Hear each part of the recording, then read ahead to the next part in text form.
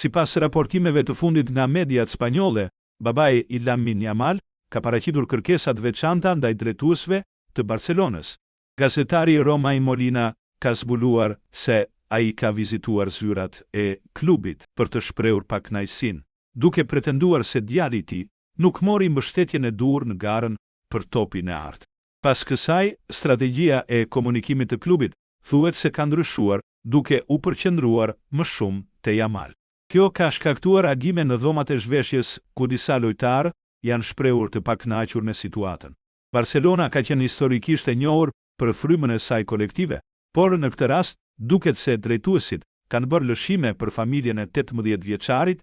Yamal konsiderohet tashmë si një figurë e paprekshme në klub. Sipas raportimeve, kërkesat e familjes së tij janë shtuar, përfshirë edhe privilegje të veçanta si përdorimi i avionëve privat nga familjarët.